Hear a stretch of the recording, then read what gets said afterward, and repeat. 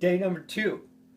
So, at first, when Elizabeth presented this challenge to me, I said, no, I'll do once a week. But then a little bit later, I was like, well, I might as well. I already post once a day, a journal entry or something, so on Instagram usually. But so I was like, okay, I could do it. So now when I signed up for it, I was like, okay, yeah, this will be good. This will be fun. And I can already feel it. I was worried it was gonna be more work than I was able to do, or like, so I already have other things going on, so I was afraid of adding one more thing every day was gonna mess it up or be taking on a little too much. But I can see now what it actually did is it just made me, I'm gonna start getting things done, if that makes sense, because I have something to get up for and something to show up for. So it actually did the opposite. I think it actually is gonna make me get more done. So that's pretty cool. But today's message is a funny little story about crab traps. I know nothing about crabs. I know nothing about trapping crabs, but somebody told me a story once about trapping crabs. So they're in kind of a chain link container. It has a hole. You put bait in there and the crabs climb in, and then they can't really figure out how to get out.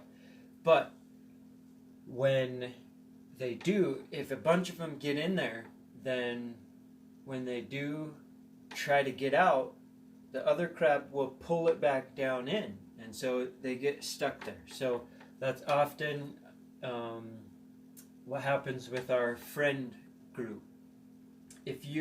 If all of your friends are addicts, or they are whatever they do, if they're doing bad things, if they're doing good things, or if they're just mediocre, they're all this, like, in similar areas.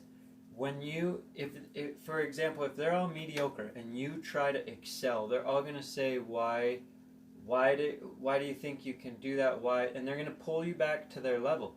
If you fall off the wagon and you start to become an addict and messing up, they'll say, why are you doing that? You need to do this. And so they'll get you back to where they are. People pull you back.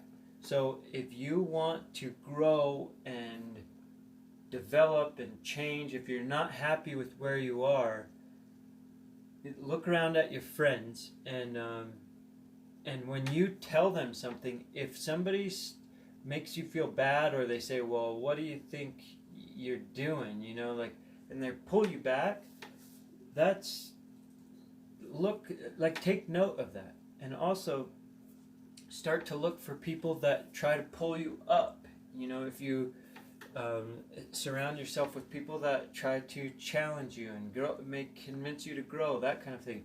Even like the Damien and Elizabeth that asked me to do this challenge, this video challenge. They're saying, come on, you can do it, let's go, lifting you up. So look around.